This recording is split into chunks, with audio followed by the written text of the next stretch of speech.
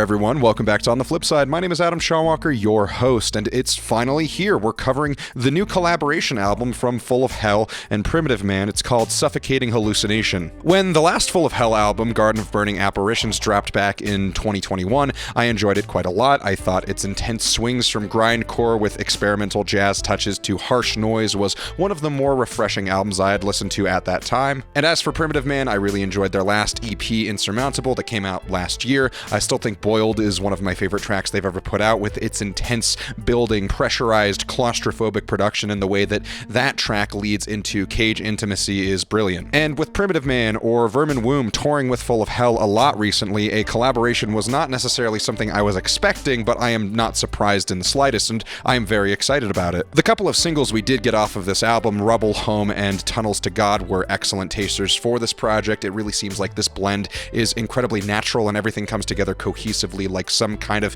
possessed surgical creation from hell, or like a Cenobite fusion of every member of each band. It's a filthy and disgusting blend of some of the most begrudging and arduous music that could possibly exist. This project exists in that part of heavy music where things begin to become so intense and so loud and noisy and unforgiving, where it just starts to bridge the gap into being more than just music. And we can get into semantics about music being art and vice versa, but if there is a spectrum of music that is entirely art and there's music that exists at face value, this is starting to reach Merzbow territory. And I think that's honestly where both of these bands really thrive. It is in the most intense and abrasive corners of death sludge or grind. The opening track, Trepanation for Future Joys, is immediately difficult. It's a 10-minute song, First Swing, the title of which, if you know what trepanning is, it is the practice of cutting your scalp open and drilling a hole through your skull and then patching yourself back up. It is one of the oldest known surgical procedures and dates back hundreds, if not thousands of years, and this has been used to treat countless things, from allegedly letting out bad spirits to draining the blood that pools inside of the skull after a head injury to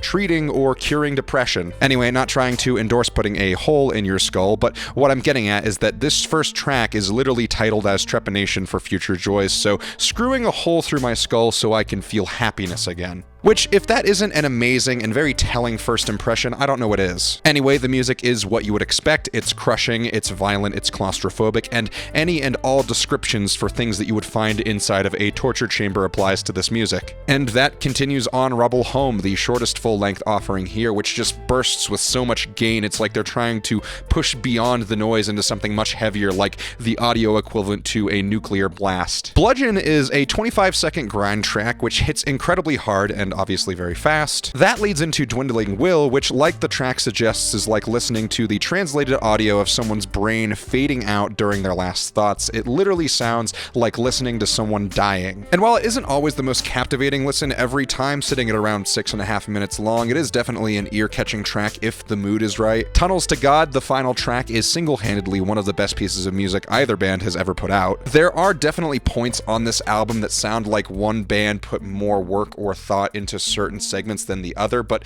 Tunnels to God as a track is probably the best and most obvious union of the two bands in one track on this project. It's like they managed to make this track into a heavy grind song while also incorporating drones and noise and some of the most densely layered tracks of static and distortion that you could possibly even attempt to mash together, and it comes together as this hideous and fantastically impenetrable mix where there is no real guarantee of how to describe what you're hearing at any one moment without the most convoluted analysis possible. It's a truly brilliant track, and as a finisher, I think is perfect. Suffocating Hallucination is such a goddamn treat overall. It's really something that I think exists to spoil people like me who really like this kind of music, because it just makes so much sense that these guys would collaborate like this and it would be this good. I do definitely think Trepanation for Future Joys and Tunnels to God are definitely the main draws and the main pull for this project. However, the midsection of this album is no less admirable for how well put together everything is. I think Suffocating Hallucination is a very good 8.